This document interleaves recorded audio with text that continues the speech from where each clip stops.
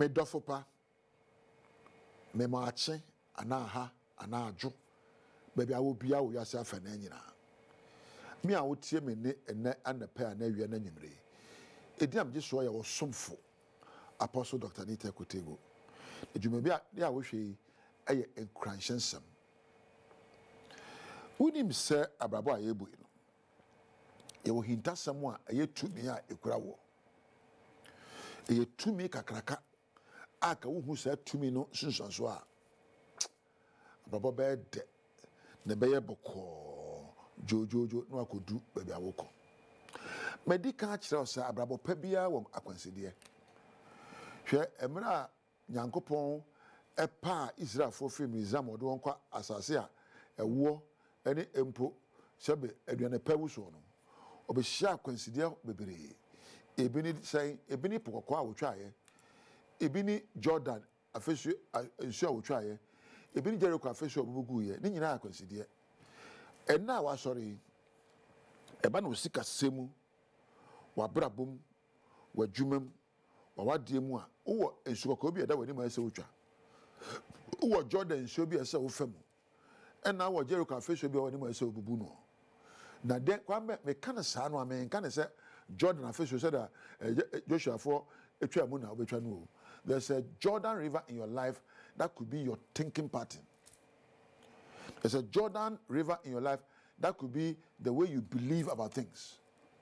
There's a Red Sea in your life that could be the actions of people and your situations.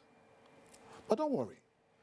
The secret to discovering the power you have to turn things around or make all things become possible is that your life is helplessly at the mercy of your mindset.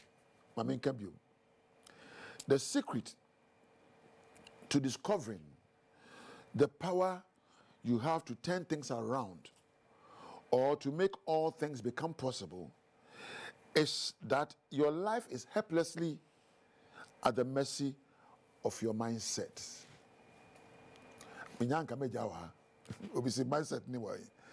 Mindset ni a collection of the information, the knowledge, and the things that drive you to do and not to do what you do. Your mindset. Adwene po. Enen susuye. En Kenya ni Nkuranhyensem egu adwene pro so no. Mini me bia do ko.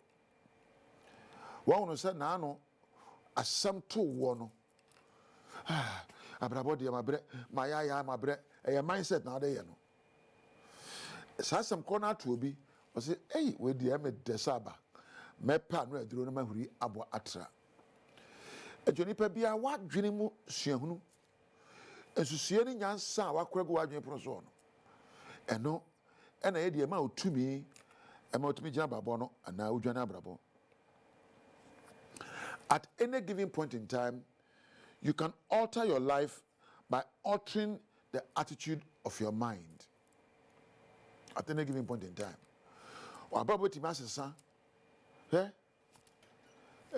Means person me cancer bi. Ba minim crash bi a neja o ware mama mako eduonu 20 women neja. Mo kana potoka say ne papa na promiscuous ana or ya polygamous. And you know be enda so ne say crash ni obenyin because ni apani e ware say enum. Ni nu ana pani akiri ba ware nsia na akọ no. Onu sinkete se oba ware baako. The sadwe mpono a sebe eda ne papa timu a onuanom fa no onu sinkete se obesesa. Oware baako kosi mra one yere tra ba mfie aduasa ansa onu oja ne yere ho aka nchinagu. Ewumu se busua kwan bi wo ha ya fa so. Ewumu se oman wo kwan bi ya fa so. Bibi ankire se wo ntimi sakra mu ema wo mfa kwan foforo so. Ba nyina beto abrabo a se ya na ye no. Na ye di akiri da bi. You were made unique. Hwe wo hene hwe me hene. Hwe waso na hwe maso. Wo da sonko. Ni kire se enye suban nyina na abeto ye asese wo di akiri. Suban be boa me no.